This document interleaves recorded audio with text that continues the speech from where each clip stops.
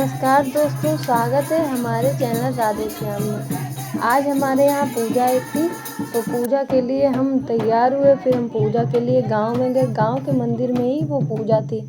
बहुत बड़ी नहीं थी, छोटी सी ही थी। और किस्मत इतनी अच्छी थी कि पूजा के टाइम वहाँ पर और लोगों के यहाँ मुंडन हो रहे थे, तो उस वजह से वहाँ ढोलक बज रही थी, कीर्तन वगैरह हो रहा था। बहुत अच्छा लग रहा था। कहीं भी चले जाओ, ये लगता है बस मंदिर में चले जाओ। कैसा भी मंदिर हो, छोटा हो बड़ा हो, कैसा भी गांव में हो, कहीं पर भी हो, ये लगता है कि बस बैठे रहें। बहुत शांति मिलती है। ऐसा लग रहा था कि बस हम भगवान को देखते जाएं और भगवान हमें देखते रहें। बहुत शांति मिल रही थी। बस ये लग रहा था यहीं बस बैठे रहें। एक तो बहुत टाइम हो गया था, बहुत दोपहर हो गई थी, बहुत गर्मी लग रही थी। और हम लोगों ने जल्दी जल्दी पूजा की। पहले हमने गणेश जी की पूजा की। कोई भी भगवान हो, किसी की भी पूजा हो, लेकिन सर्वप्रथम पहले गणेश जी की पूजा होती है, तो सबसे पहले हमने गणेश जी की पूजा की। फिर जो पूजा मेन थी कुलदेवी की, जिनकी पूजा के लिए हम लोग गए थे, फिर उनकी पूजा की हमने। कुलदेवी गांव में हमारे वो अपने आप खुद ज़मीन से निकली हैं। किसी ने बस अब बनवाया नहीं या कुछ भी नहीं, अपने आप ज़मीन से वो खुद देवी निकली थी। और बहुत ही सच्ची थी। जो भी आप मन्नत मांगो पूरी कर देती हैं। कहीं से भी बहुत दूर दूर से लोग उन्हें देखने, मतलब बोलते थे कुछ ना कुछ, तो वो पूरा होता। तो इंसान दूर दूर से लोग आते हैं। आपका जो भी मन हो वो इन्हें चढ़ा सकते। ज़रूरी नहीं कि आप बहुत ही ज़्यादा कुछ चढ़ाएं। जो भी आपकी श्रद्धा हो, 16 श्रृंगार, प्रसाद, रुपए, कुछ भी चढ़ा सकते। अगर आपके पास कुछ भी नहीं हो तो आप कोई बात नहीं, बस दर्शन ही कर सकते हैं। बहुत ही मान्यता है इन देवी की, इसलिए हम गए थे। फिर हमने कुलदेवी की पूजा की और जो श्रृंगार ले गए थे वो चढ़ाया, प्रसाद चढ़ाए। ये सब चढ़ाने के बाद फिर पास में एक मंदिर और था शंकर जी का, तो शंकर जी के मंदिर गए। शिवलिंग पर जल चढ़ाया, तिलक वगैरह लगाया, प्रसाद चढ़ाया, फूल चढ़ाया। वहाँ सब चढ़ाने के बाद पास में एक और मंदिर था, वो राम दरबार का था। बहुत अच्छा लग रहा था। सीता मैया, राम, हनुमान सबकी मूर्ति थी। बहुत अच्छा लग रहा था। फिर उनकी भी हमने सबने पूजा की।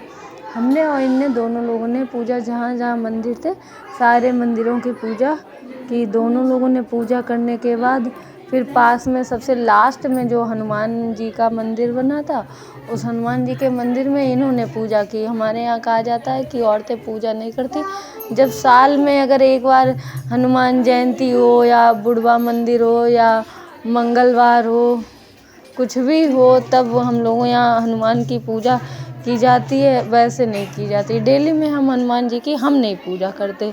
बाकियों का नहीं पता, करते हैं बहुत लोग करते हैं। अब भगवान तो वही हैं, सबको पूजा करनी चाहिए, लेकिन हाँ, हनुमान जी की पूजा हम डेली में नहीं करते हैं। कभी कदा करते हैं जब बड़ा कुछ फेस्टिवल हो या तब करते हैं, वैसे नहीं करते। तो इन्होंने हनुमान जी की पूजा इन्होंने की थी।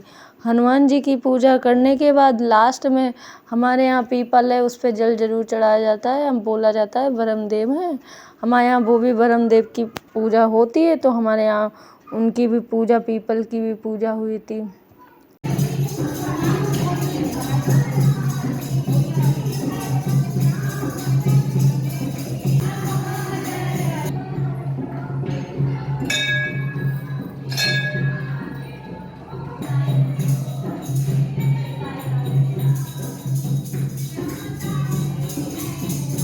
सबसे बड़ी बात ये थी कि कोई भी मंदिर था, सब देवी देवताओं के मंदिर अलग अलग बने थे। जैसे कि कुल देवी का मंदिर है तो सिर्फ वो उन्हीं की स्थापना थी, और हनुमान का है तो उन्हीं की, अकेले हनुमान जी का ही स्पेशली मंदिर था। राम दरबार तो राम दरबार का ही था। शंकर जी का तो शंकर जी का। वैसे गांव में क्या होता है, एक मंदिर होता है और सारे देवी देवताओं की स्थापना कर दी जाती है। यहाँ क्या 5 अगर देवी देवता थे तो 5 मंदिर लाइन से बने थे। बहुत ही अच्छा लग रहा था बने, और सारी सुविधा भगवान जी के लिए थी। ये सब बहुत अच्छा लग रहा था देख के। शांति बहुत हो रही थी। कहते हैं ना, पूजा करने के टाइम शांति बहुत लगती, वही शांति हमें भी महसूस, बहुत अच्छा लग रहा था।